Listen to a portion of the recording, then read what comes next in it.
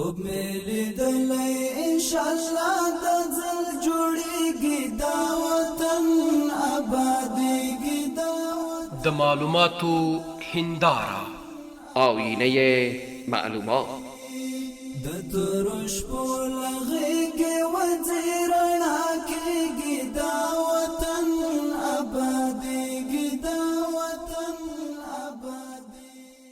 بسم الله الرحمن الرحیم. شنونده های عزیز رادیو صدای شریعت، السلام علیکم و رحمت الله و برکاته.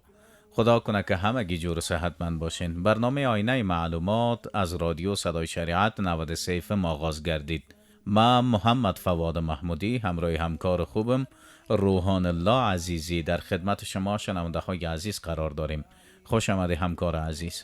ډیره زیاته مننه محمود صاحب د معلوماتو هنداره د خبرونې قدرمنو مینوالو. السلام علیکم و رحمت الله و برکاته.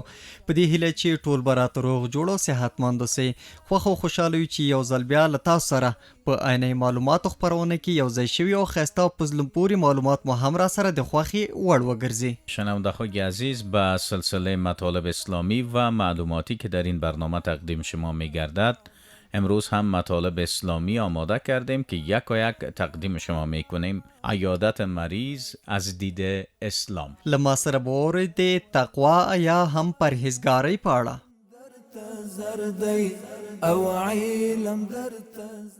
چرا داشتن هدف در زندگی بسیار مهم است؟ د بیت المقدس پیژندنه. تعلیم دکړه وزر زوانه.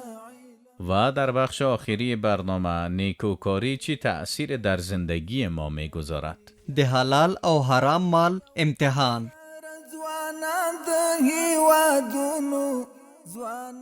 همه مطالب تقدیم شما میکنیم. از اینجا آغاز میکنیم. عیادت مریض از دید اسلام.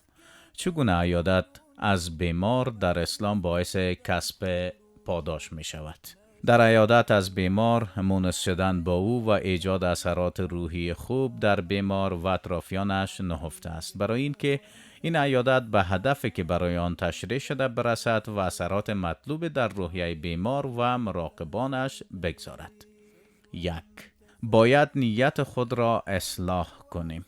این عیادت نباید به عنوان یک تکلیف اجتماعی سنگین یا به دلیل تلافی عیادتی که بیمار قبلا از ما کرده یا از ترس ملامت بیمار یا بستگانش انجام شود، بلکه این عیادت باید به عنوان پیروی از سنت پیامبر صلی الله علیه و سلم، ادای حق بیمار، تأکید بر پیوند برادری اسلامی و برای کسب پاداشی که خداوند جل جلاله برای عیادت کنندگان از بیماران مقرر کرده انجام شود.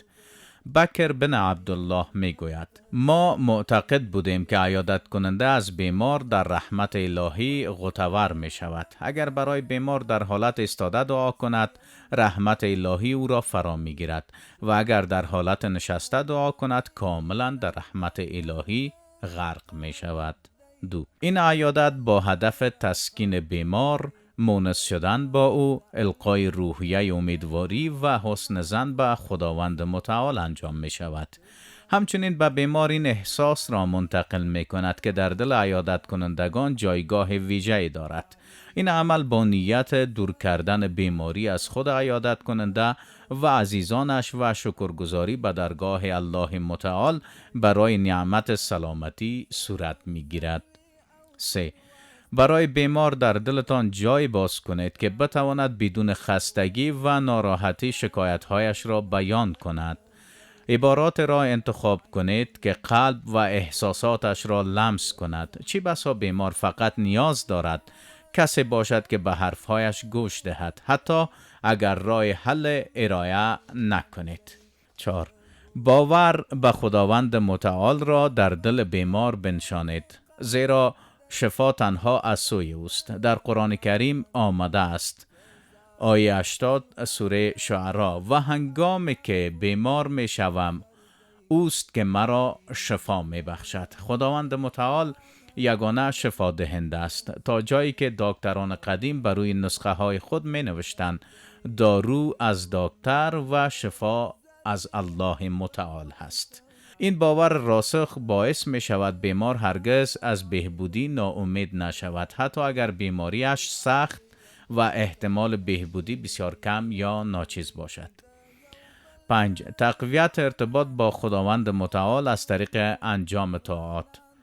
بیمار می تواند با انجام اعمال نیکی که در توانش است که ساده ترین آنها ذکر و دعاست و این دو از بزرگترین وسایل تقرب به درگاه الهی محسوب می شوند، در اینجا شایسته است دعای حضرت ایوب علیه السلام را به یاد آوریم.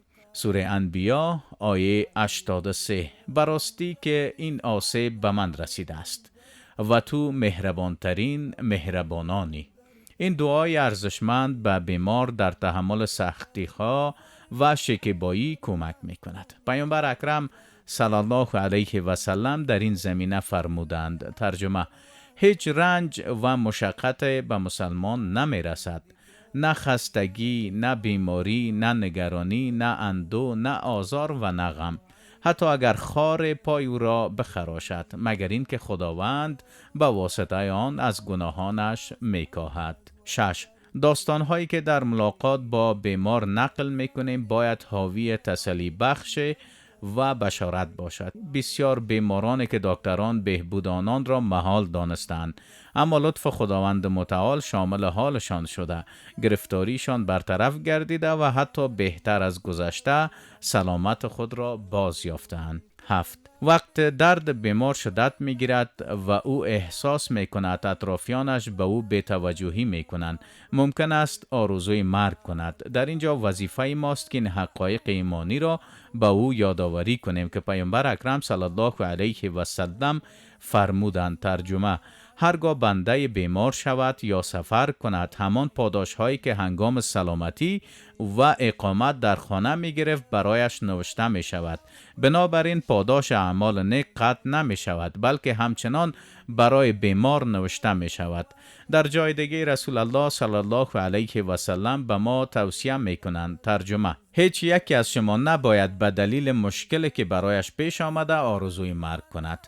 اگر ناچار است بگوید خدایا تا زمانی که زندگی برایم خیر است مرا زنده بدار و هنگامی که مرگ برایم بهتر است مرا به سوی خودت ببر. به بیمار یادآوری کنیم که این بیماری فقط بخشی از وجود شما را درگیر کرده است و همچنان بسیاری از اعضای بدنتان سالم و فعال هستند و به او یادآوری کنیم که به سالهای طولانی سلامتی که داشته است فکر کند. در این صورت متوجه خواهد شد که چقدر مورد رحمت خداوند جل جلاله قرار دارد و نعمتهای بیشمار دارد. و معنای بیماری پاک کننده است. بیماری به عنوان یک پاک کننده عمل می کند، یعنی گناهان را از دل جان انسان پاک می کند. گناهان مانند کثافت معنوی هستند که قلب، عقل و روح را آلوده می کنند و پاک شدن از آنها باعث ارتقای مقام بنده در دنیا و آخرت می شود و روح را برای تقرب به خداوند جل جلاله آماده می سازد. بیماری آزمایش الهی است که می تواند با رضایت، صبر و تلاش برای درمان موجب پاکی و بالا بردن درجات انسان شود، یا اگر با ناشکیبایی همراه باشد به بار گناهان او اضافه کند.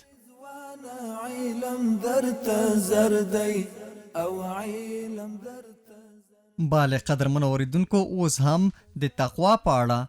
تقوا د الله تعالی سره محبت کول او د هغه داسې اطاعت کولو ته وایي چې بنده د الله تعالی په ټولو اوامرو عمل کوي او هیڅکله هم الله تعالی په هغه ځای او حالت کې ونه ګوري چې ترې منع کړی دی. د تقوا ګټې: لومړی، په تقوا سره الله تعالی متقیانو ته هدایت کوي، کوم چې تر ټولو لویه سرمایه ده. دوهم، په تقوا سره الله تعالی د متقیانو اعانت او مرسته کوي. دریم، په تقوا سره د الله تعالی دوستی حاصلیږي. څلورم، هم په تقوا سره د الله تعالی محبت حاصلیږي. پنځم، په تقوا سره الله تعالی متقیانو ته بخښنه کوي او لوی بدلی ورکوي. شپږم، الله تعالی د متقیانو چارې اسانوي. اووم، په تقوا سره متقیان الله تعالی له غمونو څخه خلاصوي او پراخه رزق ورکوي. اتم، په تقوا سره الله تعالی د متقیانو اعمال قبلوي. نهم په تقوا سره الله تعالی متقیانو ته کامیابی ورکوي. لسم په تقوا سره په متقیانو به هیڅ ویره او غم نه وي. 11 په تقوا سره الله تعالی متقیانو ته له دوزخ څخه نجات ورکوي. 12 په تقوا سره الله تعالی د متقیانو لپاره د دنیا او آخرت زیری ورکوي. 14 په تقوا او پرهیزګاری سره الله تعالی د متقیانو لپاره جنتونه تیار کړي دي. په ځان کې د تقوا راوستلو اسباب: اول هم د آخرت د عذاب نه ویره کول. دوهم د دنیا د عذاب نه ویره کول. دریم د آخرت د ثواب امید چې الله تعالی به جنتونه راکوي. څلورم هم د الله تعالی څخه د دنیا د نعمتونو امید کول. پنځم د الله تعالی د محاسبې او پښتنو څخه ویره. شپږم د الله تعالی د نظر نه حیا او شرم کول، هغه دا چې الله تعالی مو په هر حالت کې ویني. اووم د الله تعالی د نعمتونو شکر کول، لکه د اسلام، صحت، عقل او کورنۍ نعمتونو. اتم په دین ځان پوهول. نهم هم د الله عظمت په زړه کې ساتل، دا چې الله تعالی ډیر لوی ذات دی او باید نافرمانی ونشي. لسم د الله تعالی سره مینه کول. او 11 هم د الله تعالی په پوهه باور لرل، هغه دا چې په تقوا کې مو د آخرت ترڅنګ د دنیا لویه ګټه ده. بالکل. شنونده های عزیز، میریم یک وقفه کوتاه میگیریم. بعد از وقفه برنامه ادامه دارد. شجوان ته ضرور ضروي او پرواز ته نیاز و زردی تعلیم دکړه و زر زوان علم درته زردی آینه معلومات. د معلوماتو هنداره. او پرواز ته نیاز و زردی. در این برنامه شما را از وقایع جالب افغانستان و جهان، خلاقیت و نوآوری، همچنان معرفی افغانستان و جهان آگاه می‌سازیم.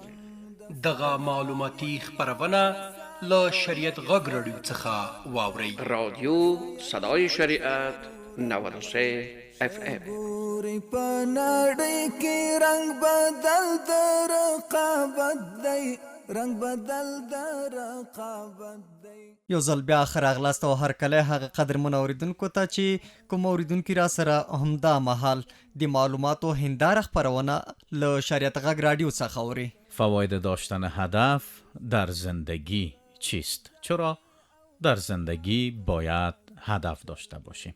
امید به آینده. افرادی که هدف مشخص برای زندگی خود دارند و میخواهند به خواسته های خودشان برسند، امید بیشتر به آینده دارند، چرا که در رسیدن به یک چیز مشخص انگیزه را برای تلاش کردن بیشتر میکند و فرد آینده را روشن‌تر میبیند.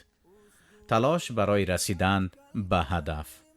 باید بگوییم هنگامی که ما تصمیم میگیریم که برای زندگی ما هدف تعیین کنیم، برای رسیدن به هدف تلاش میکنیم. سختی هایی که این مسیر دارد را به جان میخریم و تمامی سعی ما را در رسیدن به هدف میگذاریم. شکست خوردن و دوباره آغاز کردن باعث می شود اعتماد به نفس ما افزایش یابد و به قدرت بیشتر به مسیر ما ادامه دهیم. انگیزه برای ادامه زندگی. هنگامی که ما هدف مشخص در زندگی داریم، در واقع انگیزه در ما ایجاد می کند که به سوی آن حرکت کنیم. وقتی به گذشته تان نگاه می کنید می بینید که زود از خواب غفلت بیدار شده اید و به زندگی خود مسیر داده اید. همین تغییر جزء باعث ایجاد انگیزه در شما می شود که امیدتان را نیز به آینده چند برابر می کند. تصمیم گیری مناسب. هنگامی که ما برای زندگی ما اهداف را تعیین می کنیم، توانایی تصمیم گیری در شرایط مختلف را نیز به دست می آوریم، چرا که هدف ما را می دانیم و بر اساس آن گزینه‌های مقابل ما را حذف و انتخاب می نماییم. تصمیم گیری مناسب یکی از اصل‌ترین ویژگی‌های یک فرد هدفمند است.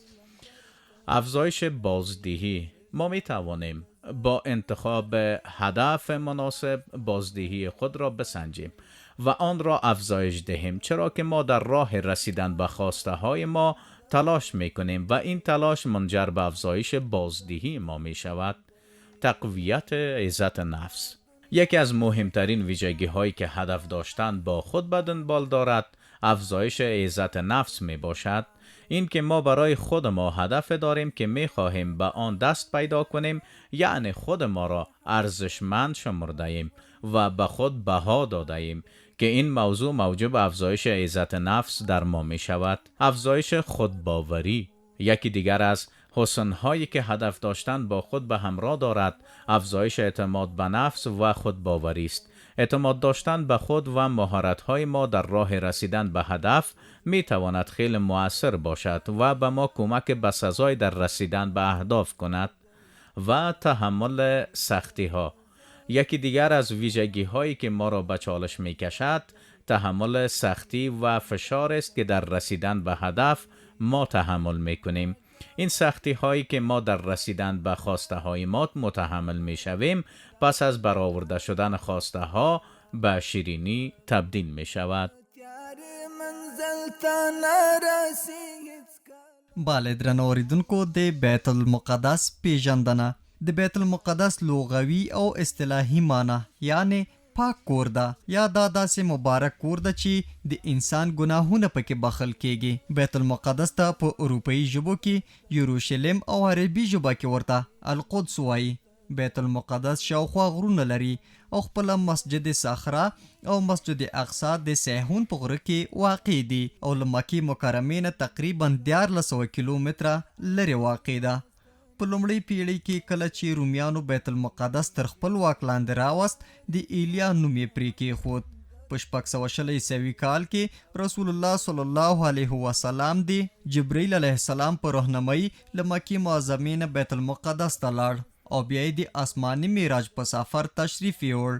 حضرت یعقوب علیه السلام د الهي وحی مطابق د بیت المقدس یعنی مسجد اقصی بنیاد کېښود او بیا بیت المقدس ښار آباد شو او بیا اوږده زمانه وروسته حضرت سلیمان علیه السلام په 961 میلادي کال کې د دې مسجد او ښار د نوي کولو حکم وکړ چې له همدې امله بیت المقدس ته هیکل سلیماني هم ویل کیږي. د هجرت په 18 کال مطابق د 619 د عمر فاروق رضی الله تعالی عنہ د خلافت په زمانه کې له عیسویانو سره د یو تړون او معاهدې له مخې بیت المقدس د مسلمانانو تر واک لاندې راغی. په 1990 کال کې د اول صلیبي جنگ پر مهال صلیبیانو بیت المقدس ونیو او شاوخوا 80,000 مسلمانان یې په ډېرې بېرحمۍ سره په شهادت ورسول. بیا په 1180 کال کې سلطان صلاح الدین ایوبي د خپل لوی او سپېڅلي ارمان له مخې بیت المقدس له صلیبیانو ونیو. صلیبیانو چې د بیت المقدس د نیولو پر مهال څه ډول وینې بهولې وي، سلطان صلاح الدین ایوبي د لوی کارنامې ترڅنګ هغسې چلند ورسره ونه کړ بلکې ټولو ته یې بخښنه وکړه او سره له مال او اولادونو سره له بیت المقدس نه د وتلو اجازه ورکړه.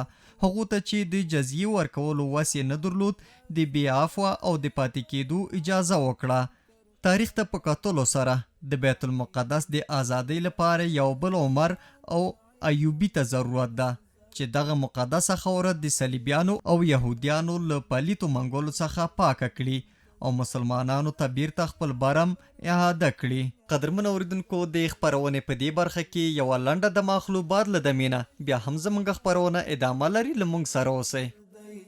او علم درته زردی دا ولی اخستون کیو همیش مونگل قلم درته راوړم او کتاب درته راوړم برنامه جایزه‌دار پوهی پرنا کشنی صاحب درته راوړم. در این برنامه با سوالات ما پاسخ بدهید و برنده جایزه شوید. مشوره کندن خندق را در غزوه خندق کدام صحابی به رسول الله صلی الله علیه و سلم داد؟ سلمان فارسی. بله. نعلی سراباسیال شهر تیقادی پوما فرزدان. این برنامه را از شنبه تا چهارشنبه به طور زنده از ساعت 2 الی 3 بعد از ظهر از رادیو صدای شریعت شنونده باشید.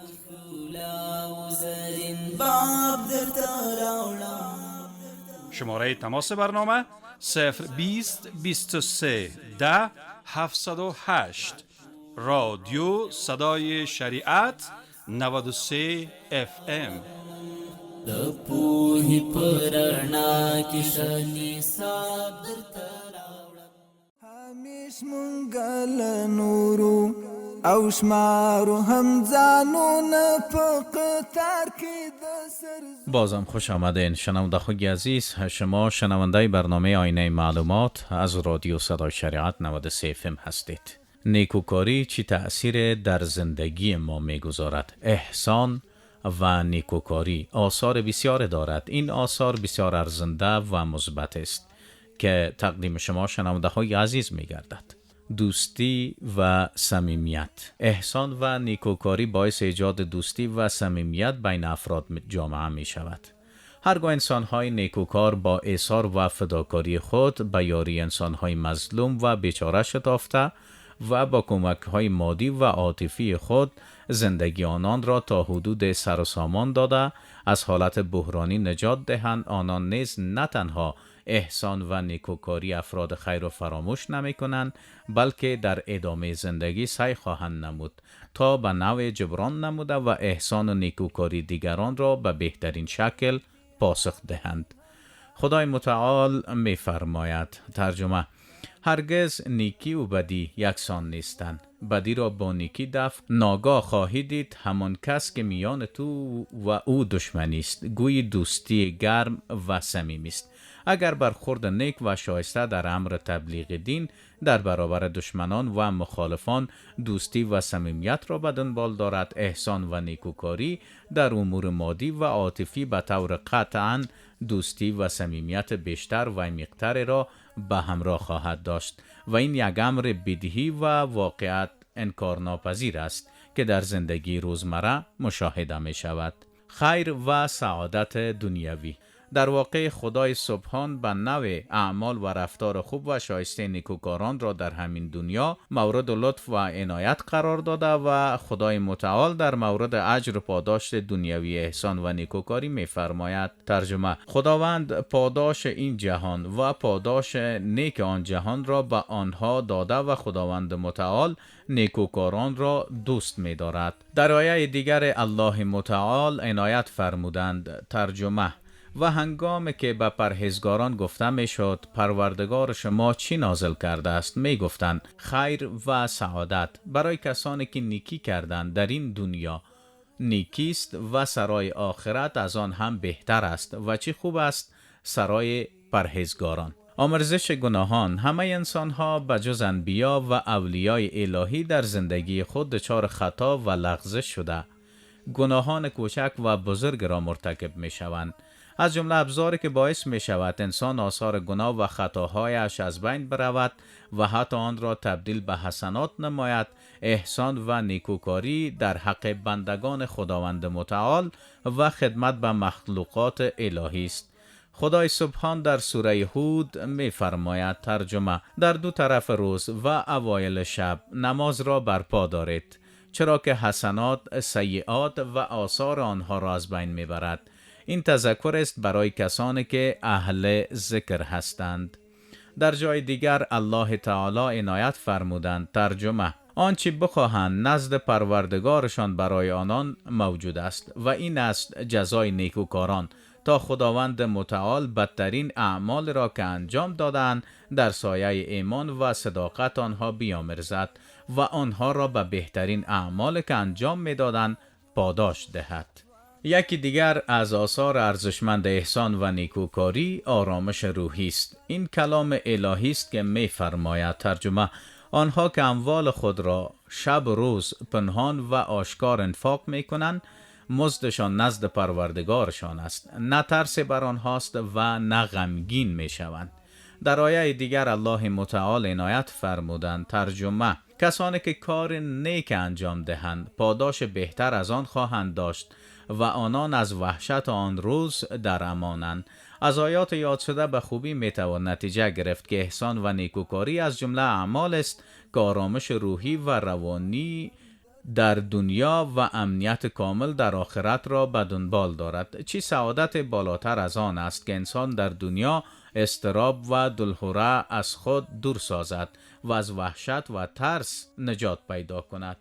او شمارو هم ځانونه په قطار کې د سرزورو. بله درنو اوریدونکو، د خپرونې په دې برخه کې به راسره د حلال او حرام مال امتحان په اړه واورئ. الله تعالی څنګه چې مخلوقات پیدا کړي دي، همداراز د دوی د روزۍ ذمهواري هم اخیستې ده. څوک داسې نه پرېږدي چې هغه ته د روزي ورنکړي، که څه هم د الله پاک لوی دښمن او له هغه څخه سرغړونکی او نافرمان وي. دا ځکه چې الله پاک ته دنیا اعتبار نه لري، نو له دې امله دوست او دښمن دواړو ته ورکوي. لکه څنګه چې په یو حدیث شریف کې دا خبره بیان شوې ده. له حضرت سهل بن سعد الساعدي رضی الله عنه څخه روایت دی چې رسول الله صلی الله علیه وسلم وفرمیل که دنیا د الله سره د غوماشي د وزر په اندازه قدر لرلی، نو کافر ته به له دې څخه یو غړپ اوبه هم نه وي ورکړي. لکه څنګه چې د روزي ورکول د الله پاک کار دی، همداراز پراخول او تنګول هم د الله پاک کار دی. نو د روزي پراخواله او د مال زیاتواله د هوښیارتیا نښه نه ده، بلکې تر هوښیارانو زیات مالونه لري. غرض دا و چې د انسان اصلي مقصد په دنیا کې د مال ګټل او د پیسو زیاتول نه، بلکې د الله پاک پیژندل دي، د هغه راضي کول او د هغه د احکاماتو مطابق خپل ژوند تیرول دي. د دنیا ته چې انسان راغلی دی، د ده راتګ د ازمایښت او امتحان لپاره دی، او الله پاک غواړي چې په انسانانو کې تابعدار او نافرمان ښکاره کړي. همداراز د روزۍ د ګټلو په هکله هم پر انسانانو امتحان کوي. له دې امله انسان باید خپل د ژوند اصلي هدف ته ځیر شي او د روزۍ د ګټلو لپاره هغه لارې اختیار کړي چې صحیح او روا وي. ځکه دین یوازې د 5 وخت لمانځه نوم نه دی، بلکې د انسان لپاره ضروری دی چې د ژوند په ټولو اړخونو کې به د شریعت پابندي کوي. د شریعت ډیر احکامات د معاملو سره تعلق لري. د دې یو دلیل دا دی چې هدایت زموږ د مذهب معتبر کتاب دی چې په 4 جلدونو کې دی. په دې مبارک کتاب کې د انسان د عمل سره تعلق لرونکي تقریبا ټول دینی احکامات ذکر دي. په دې کې یوازې اولنی جلد د عباداتو یعنی اوداس، لمونځ، زکات او حج په حقله دی. نور 3 جلدونه ټول د معاملو په حقله دي. له دې څخه دا خبره جوتیږي چې یوازې د عبادتونو په کولو سره په دین پوره عمل نه کیږي، تر څو چې خپل معاملې د شریعت مطابق نه کړو. نو الله پاک دې موږ ته توفیق راکړي چې خپل کاروبار د شریعت مطابق کړو او په حلاله توګه د ځان لپاره روزی پیدا کړو. بله شنونده های عزیز، مطالب را که ما آماده کرده بودیم یکایک تقدیم شما گردید. این بود برنامه امروزی ما. تا برنامه بعدی همه شما را به الله منان می سپاریم و سلام علیکم و رحمت الله و برکاته. شګوري په نړۍ کې رنگ بدل د رقابت